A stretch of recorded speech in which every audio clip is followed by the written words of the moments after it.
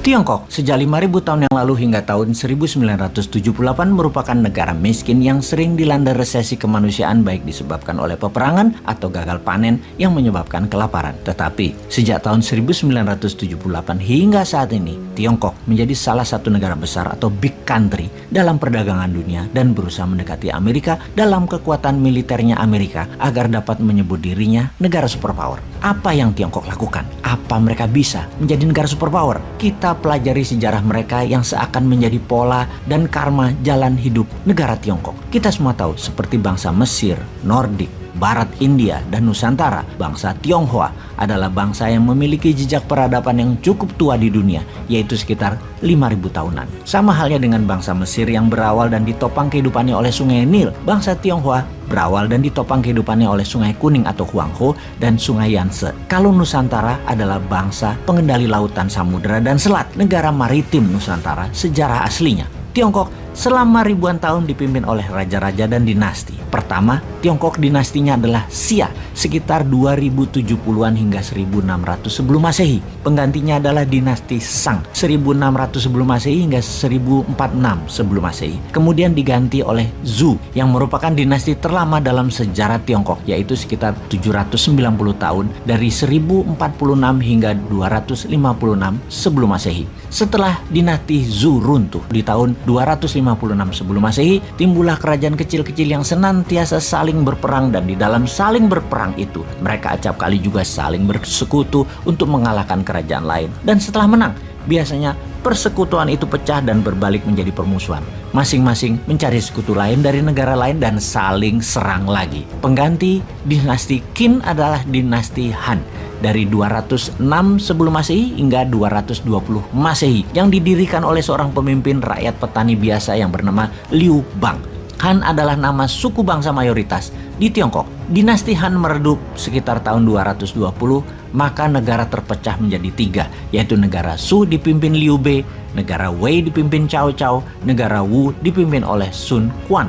Inilah kisah roman Samkok yang berlangsung dalam periode ini yang selalu saling berperang dan tuntas pada tahun 280 dengan berdirinya dinasti Jin 265 hingga 420 Masehi sebagai pengganti dinasti Han. Pada tahun 420 dinasti Jin tumbang, negara Tiongkok terpecah dua menjadi wilayah utara Wei dan Liu Song di selatan yang juga saling berperang. Keduanya akhirnya runtuh dan beberapa dinasti yang berumur pendek menggantikannya. Sebelum akhirnya seseorang bernama Yan Jian berhasil mempersatukan Tiongkok kembali dan mendirikan dinasti Sui pada tahun 581. Dari periode dinasti Sui, Tiongkok selalu terjadi perang di dalam negeri untuk merebut kekuasaan dan tidak ada yang lebih dari 200 tahun mengendalikan Tiongkok hingga saat ini. Itulah ciri Tiongkok, jago produksi barang kebutuhan, jago dagang, dan kekuasaan diperebutkan menggunakan kekerasan. Di abad 20, Tiongkok yang telah mengalami masa-masa sulit setelah keruntuhan di dinasti Qing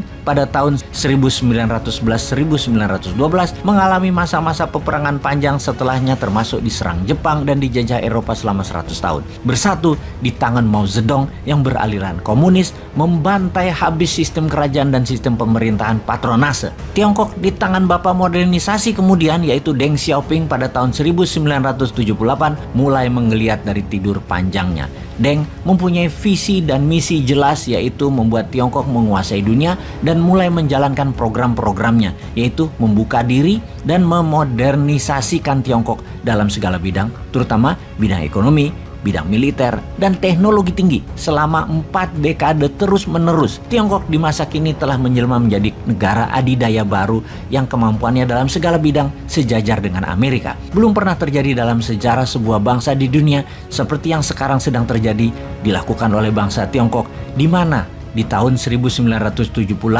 Tiongkok adalah salah satu negara termiskin dan terbelakang. Hanya dalam tempo 40 tahun saja telah merubah menjadi negara adidaya dan menjelma menjadi raksasa ekonomi dunia. Kekuatan militernya meningkat dan menguasai hampir seluruh teknologi tinggi di dunia. Tiongkok kedepannya bercita-cita mengungguli Amerika Serikat dalam berbagai bidang dan akan menjadikan dirinya negara terbesar dan terkuat di dunia. Itulah Zhongguo Meng atau China Dream yang diprakarsai oleh Xi Jinping, presiden saat ini.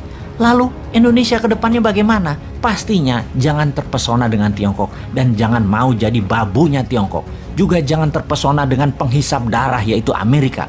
Tiongkok akan jadi negara yang selalu berperang di dalamnya. Tiongkok selalu menjual diri mereka dengan propaganda agar terlihat hebat seperti halnya negara-negara beraliran komunis dan otoritarian lainnya. Kalau Amerika itu negara swasta, juga suka perang negara itu. Faktanya saat ini adalah keduanya perlu bahan baku sumber daya alam dan perlu pangan. Kerjasama dengan keduanya, negara Indonesia harusnya dari sisi kesejajaran, saling hormat, bukan mengemis hutangan, bukan jualan barang produksinya mereka, bukan sumber daya alam kita disedot oleh mereka. Jangan seperti selama ini kita kalah dagang, kalah wibawa, kalah bersaing dan kalah tawar. Sungguh pola Tiongkok itu kuatnya sebentar, terus perang lagi di dalamnya, saling sikut dan saling bantai. Kita kembali ke Indonesia sekarang. Pastinya dalam 20 tahun terakhir ini Indonesia pemerintahannya berciri miring ke Amerika atau miring ke Tiongkok, yang membuktikan satu hal, belum bisa membawa kesejahteraan bagi rakyat dan belum bisa membuat negara berdaulat. Salah satunya adalah belum bebas hutang. Tidak ada satupun pejabat dan pemerintahan yang terbukti membuat bangsa dan negara Indonesia menjadi negara besar sejajar dengan keduanya atau menjadi lebih kuat dari keduanya. Bahkan calon yang akan bertanding di 2024 nanti pun tidak punya visi dan misi tersebut, yaitu membuat Indonesia menjadi negara superpower 2045. Sungguh Indonesia perlu orang semacam Deng Xiaoping, perlu Gajah Mada baru yang punya kapasitas level dunia, punya kemampuan level dunia, punya visi dunia, dan punya tim yang mendedikasikan dirinya untuk membangun bangsa dan negara agar bukan lagi menjadi negara penghutang, bukan lagi menjadi negara tunduk dalam aturan asing, bukan menjadi bangsa babu dan bangsa kuli. Siapakah mereka yang harus duduk dan menjabat yang membuat Indonesia berdaulat dan perkasa itu? Rasanya hanya kaum Newman deh.